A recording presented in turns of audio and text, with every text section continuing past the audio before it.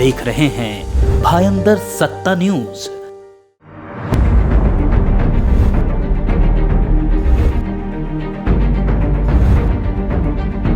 तो आप और हम हैं जिसने भाजपा का धूप भी देखी है, भाजपा की गर्मी भी देखी है, भाजपा की चांदनी रात भी देखी है, भाजपा का प्रेम भी देखा है। हम सब घसे हुए और बचे हुए कार्यकर्ता है।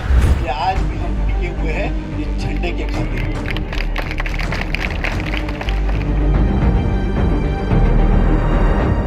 पूर्व विधायक नरेंद्र मेहता के नेतृत्व में भाजपा की कार्यकर्ता सम्मेलन में हजारों कार्यकर्ता उपस्थित रहे, जिसमें नरेंद्र मेहता के नाम की गूंज उठी। उन्होंने कहा कि मैं चाहता हूं कि गीता जैन भाजपा में आए। कि दिवाली का स्नेह सम्मेलन पिछले 2 साल से चुनाव और कोरोना के कारण हम कर नहीं पाए। यही हमारी सोच थी, ना शक्ति प्रदर्शन, ना ताकत दिखाना, ना आपको बुला के आपका समय लेना। पिछले कई सालों से इस शहर का नेतृत्व कर रहा हूं और मेरा फर्ज बनता है, मंच पे जितने बैठे हम सबका फर्ज बनता है कि पार्टी के कार्यकर्ताओं को समय समय पे संबोधित करके गतिविधियों से अवगत कराना, मोटिवेशन करना, ये हमारा कर्तव्य और दायित्व बनता है। तो ये हमारा जो मेड़ावा है हमारे कार्यकर्ताओं के साथ संवाद करने का है, इनसे बात करने का ये समय है, कोई और कारण नहीं, कोई इसका तर्क ना लगाए। शक्ति प्रदर्शन के ऊपर मैं इतना ही कहूंगा, हमें तो अपनों ने लूटा, गैरों में कहां दम था, हमारी किश्ती थी डूबी वहां जहां पानी कम था। लेकिन मैं उनसे कहता हूं अब तो छोड़ दो, अब और कितना लूटोगे। किस दिन अगर मैं लूटने पे आ गया तो, लेकिन गद्दारी मेरे खून में नहीं, बेईमानी हमारे धर्म में नहीं। इसलिए बिच्छू एक बार डंक मारे तो भी क्या, 2 बार डंक मारे तो भी क्या, सुबह सहन करते रहता हूं। लेकिन जहर का असर हो नहीं पाता है। पिछले इस 10 साल 11 साल की राजनीति में के अंदर कई लोगों ने प्रयास किया बार बार, लेकिन जहर मुझ पे चढ़ ही नहीं पाया। इस बात को कोई नकार नहीं सकता। और शक्ति प्रदर्शन ही करना होता, आप सभी गवाह है। हमने स्पष्ट रूप से कहा था कि आज की बैठक में केवल कार्यकर्ता होगा, हम आम जनता को इसमें निमंत्रित नहीं करेंगे। और आप सभी जानते हो, शायद कुछ लोग नहीं जानते होंगे, मैं बता दूं, इसमें 4 तरह की शक्ति हमारे पास है। एक पार्टी के कार्यकर्ता, दूसरी सक्रिय सदस्य हमारे, तीसरी प्राथमिक सदस्य।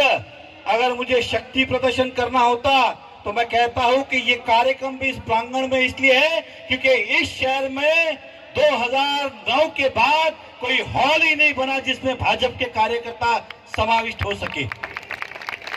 और जिस दिन शक्ति प्रदर्शन करेंगे, इस शहर में कोई ऐसा मैदान ही नहीं जहां पे हमारा शक्ति प्रदर्शन हो सके। क्योंकि आज के बाद रोज आपके घर पे कोई ना कोई आएगा और आपको क्या क्या देने की बात करेगा। कोई पद देने की बात करेगा, कोई व्यवस्था देने की बात करेगा। मैं एक उदाहरण देता हूं, हमारे पास एक ब्रिजेश सिंह नाम का कार्यकर्ता है।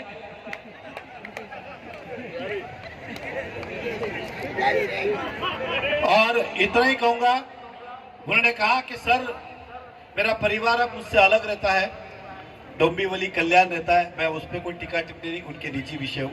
कहा कि अगर इस बार मुझे टिकट नहीं मिली तो मैं मीरा भाईंदर छोड़ के जाने वाला हूँ। मैंने कहा अगर टिकट, मैं कोई कमिटमेंट कभी नहीं करता, अपने आप को उतना सक्षम करो। तो उसे लगा कि मेहता जी तो हाँ नहीं बोल रहे, वो वहां चले गए। तो वहां जब जा रहे थे उनको रोज बुलाया जाता था, रोज मिलते थे चाय पे। अब आजकल वो जाते तो उनको बोलते 1-1 घंटा बैठना पड़ता है। उन्होंने हमारे नगर सेवक को कहा, अरे बोला मैं वही ठीक था यार, क्योंकि 4 दिन चाय पिलाते, 4 दिन चाय पिलाते। वो तो स्वाभाविक है ना, हम भी चुनाव में जाते, रोज एक बिल्डिंग में चढ़ते, अब चढ़ो बोला तो फिर बोलते ना नगर से पहले रोज, आजकल तो दिखता ही नहीं है। तो उधर का भी वही हाल है, 4 दिन आपको पूरी दुनिया दिखा देते, टिकट भी दिखा देते। मैं एक के जन्मदिन में गया, हमारे उदय शेट्टी के, जब से ही उदय शेट्टी के जन्मदिन में गया मैं वहां पर मैडम केक काटा, तो जो अगला था जो उसकी जगह पे सोचता था कि मुझे मिल जाएगा, वो वहां चला गया। बोला ये तो मेहता जी ने उदय शेट्टी का केक काटा तो टिकट इसी को मिलेगा। अब ऐसे ऐसे लोग हैं, अब ऐसे ऐसे लोग हैं, क्या आंसर दूं मैं उनका। मैं देवेंद्र फडणवीस जी को अच्छी तरह जानता हूं, वो मेरे कहने पे भी टिकट नहीं देंगे, किसी के कहने पे टिकट नहीं देंगे। वो अगर टिकट देंगे तो उनके सर्वे रिपोर्ट पे, उनके मेरिट के आधार पे ही देंगे, इतना मैं आपको कहता हूं। इसलिए अपने क्षेत्र में काम करें, अपने आप को मजबूत करें, इतना ही हमें करना है। मैं देवेंद्र फडणवीस जी, चंद्रकांत दादाजी, इन सब का दिल से धन्यवाद करता हूं कि इस मीरा भाईंदर के अंदर भाजपा के प्रति आपका स्नेह और प्रेम है। मुझे विश्वास है, आपकी पूरी कोशिश है कि ये बात खत्म हो जाए, और मुझे अपने आप पे और आप पे कॉन्फिडेंस है कि इसे भी हम खत्म कर लेंगे। फर्क इतना ही है कि आने वाले समय के अंदर इस तरह की कुछ ना हो, कार्यकर्ता का मनोबल नहीं गिरे, हम सबका सम्मान बना रहे, आप सबका सम्मान बना रहे और पार्टी मजबूत बनी रहे, यही हमारी एक सोच है। तो मैं फिर से सभी का दिल से धन्यवाद करता हूं, सभी नगर सेवक का, सभी पहले पदाधिकारियों का, नगर सेवक, नगर सेविका, मंडल अध्यक्ष, सभी कार्यकर्ता। मैं बहुत जन यहाँ पे सीनियर लोग भी यहाँ बैठे हैं, अवधेश जी है, जटाशंकर जी है, बाबा जी, बहुत जन, नाम लूंगा तो वापस 4 वोट कम हो जाएंगे। और इतना नहीं, साथ रहना, और परिवार इतना बड़ा होता है ना, परिवार जब इतना बड़ा होता है तो राजनीति का वसूल रहा है कि सभी को साथ में लेके ही चलना पड़ता है। कोई पार्टी ये नहीं कह सकती कि मुझे इसकी जरूरत नहीं, उसकी जरूरत नहीं। हम तो वो पार्टी में काम करने वाले लोग हैं, एक कार्यकर्ता भी नाराज हो जाए तो उसके घर तक पहुंचते भाई संगठन ना टूट जाए, हम वो लोग हैं। तो फिर से एक बार सभी का दिल से धन्यवाद करता हूं, इस विश्वास के साथ कि हम सब यूनाइटेड रहेंगे, किसी के बहकावे में नहीं आएंगे, किसी के बातों में नहीं आएंगे, और जो विश्वास मुझ पे रखा है वो विश्वास रखना। यहाँ पे जितने महानुभाव बैठे, क्योंकि एक साथ 2500-3000 से ज्यादा लोग यहाँ पे उपस्थित है, एक साथ अगर आप खाना खाने जाएंगे तो वहाँ पे कुछ गड़बड़ हो सकती है और उसका भी खामियाजा मुझे ही भुगतना पड़ेगा। वहाँ खाना नहीं है। नरेंद्र मेहता को आपने तो आउट नहीं जो नेक्स्ट टाइम, अपने को दूसरी बार आना ही नहीं चाहिए।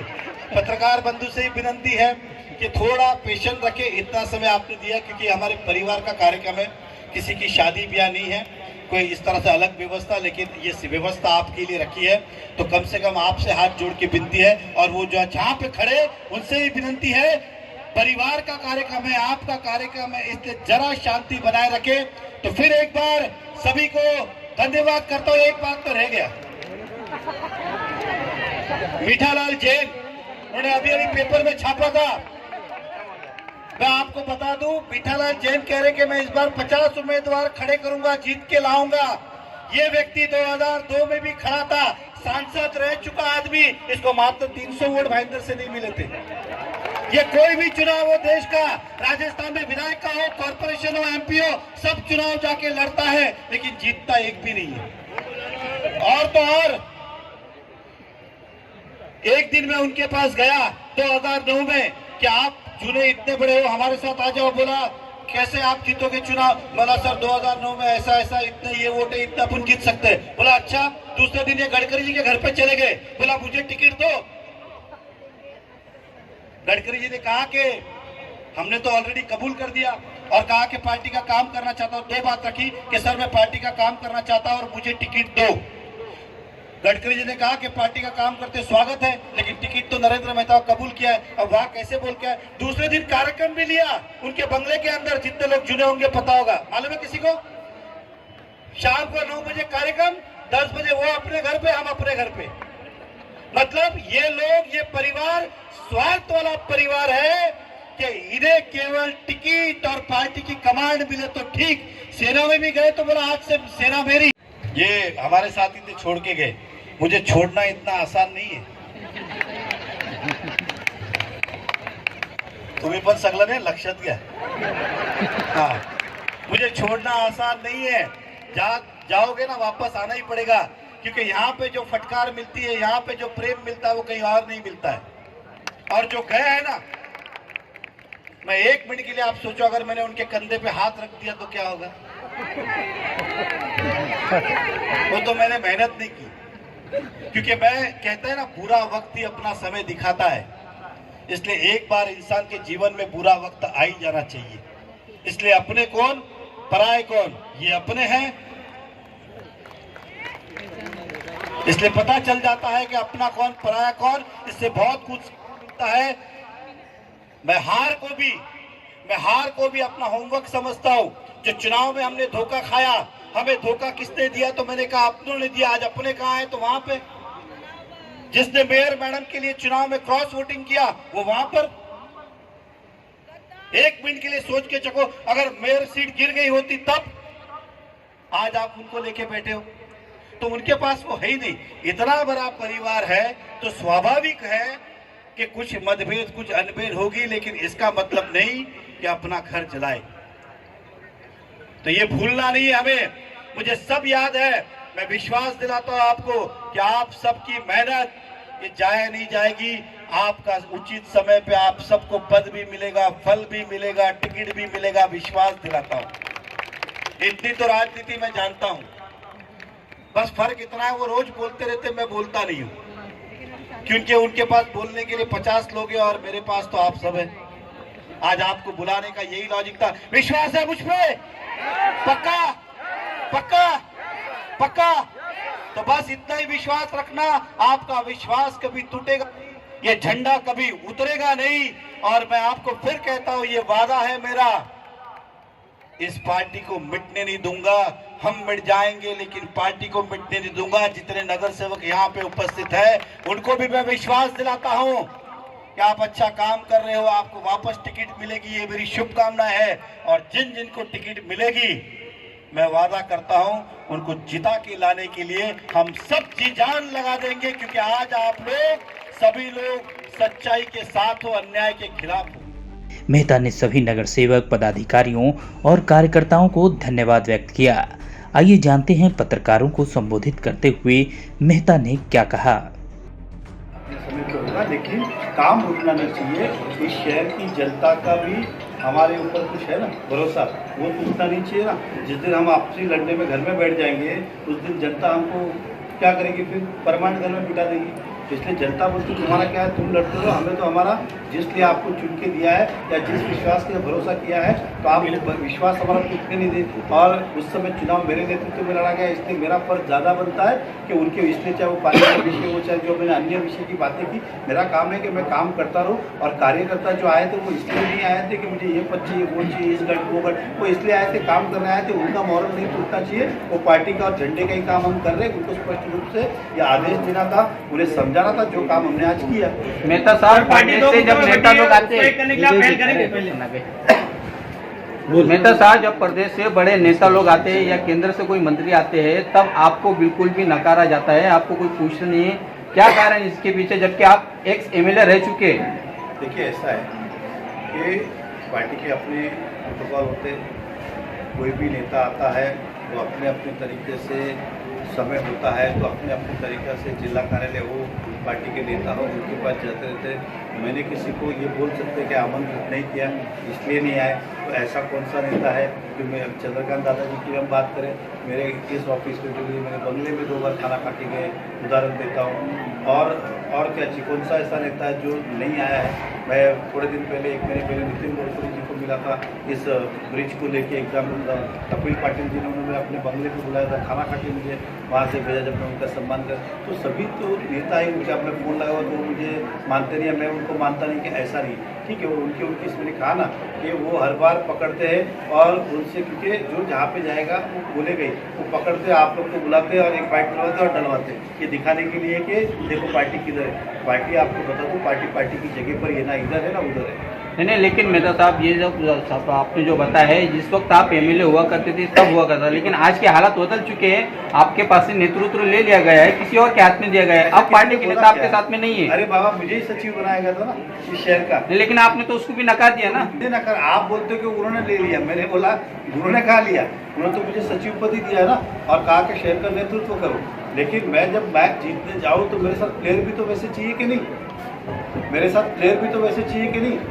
तो मेरे पास, मैंने वो अपना सजेस्ट किया कि मुझे ये प्लेयर दो ताकि मैं और भी ज्यादा प्लेयर। आज मैं उनसे बात नहीं कर सकता, लेकिन मेहता साहब हाँ ठीक है, हम ना साड़ू के ये भागवत के मजे होते नहीं का ये भागवत क्या ना तुम्ही हाँ रूल 10 अरे वक्त है वो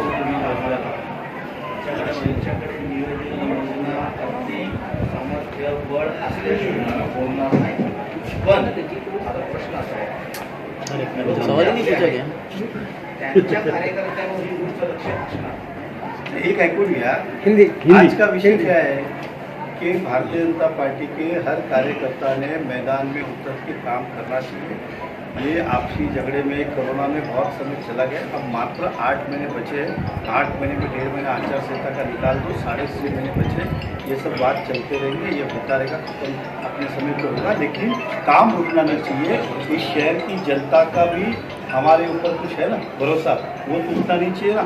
जिस दिन हम आपसी लड़ने में घर में बैठ जाएंगे उस दिन जनता हमको क्या करेगी, फिर परमानेंट घर में बिठा देगी. इसलिए जनता बोलती तुम्हारा क्या है, तुम लड़ते हो. हमें तो हमारा जिसलिए आपको चुन के दिया है या जिस विश्वास के भरोसा किया है तो आप विश्वास हमारा टूटने नहीं दे. और उस समय चुनाव मेरे नेतृत्व में लड़ा गया, इसलिए मेरा फर्ज ज़्यादा बनता है कि उनके इसलिए चाहे वो पानी का विषय हो, चाहे जो मैंने अन्य विषय की बातें की, मेरा काम है कि मैं काम करता रहूँ. और कार्यकर्ता जो आए थे वो इसलिए नहीं आए थे कि मुझे ये पद चाहिए, वो चाहिए, इस गढ़ वो गढ़, वो इसलिए आए थे काम करने आए थे. उनका मोरल नहीं टूटना चाहिए. वो पार्टी का और झंडे का ही काम हम कर रहे हैं. उनको स्पष्ट रूप से यह आदेश देना था, उन्हें समझाना था, जो काम हमने आज किया. मेहता साहब, पार्टी से जब नेता लोग आते हैं, मेहता साहब जब प्रदेश से बड़े नेता लोग आते हैं या केंद्र से कोई मंत्री आते हैं तब आपको बिल्कुल भी नकारा जाता है, आपको कोई पूछता नहीं है. क्या कारण इसके पीछे, जबकि आप एक्स एमएलए रह चुके हैं? देखिए ऐसा है कि पार्टी के अपने प्रोटोकॉल होते हैं. कोई भी नेता आता है वो अपने अपने तरीके से, समय होता है तो अपने अपने तरीक़े से जिला कार्यालय हो, पार्टी के नेता हो, उनके पास जाते रहते. मैंने किसी को ये बोल सकते कि आमंत्रित नहीं किया इसलिए नहीं आए, तो ऐसा कौन सा नेता है कि मैं चंद्रकांत दादाजी की हम बात करें, मेरे इस ऑफिस के लिए मेरे बंगले में 2 बार खाना खा के गए, उदाहरण देता हूँ. और क्या चाहिए, कौन सा ऐसा नेता है जो नहीं आया है. मैं थोड़े दिन पहले, 1 महीने पहले नितिन गडकरी जी को मिला था इस ब्रिज को लेके एग्जाम्पल. कपिल पाटिल जी ने उन्होंने अपने बंगले को बुलाया था, खाना खा के मुझे वहाँ से भेजा जब मैं उनका सम्मान कर. तो सभी तो नेता ही मुझे अपना फ़ोन लगा हुआ तो मुझे मानते नहीं है, मैं उनको मानता नहीं कि ऐसा नहीं.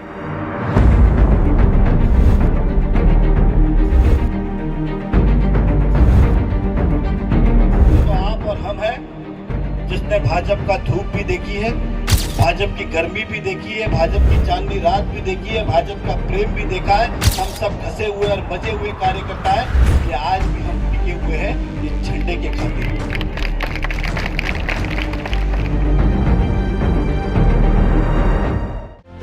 आप देख रहे हैं भायंदर सत्ता न्यूज.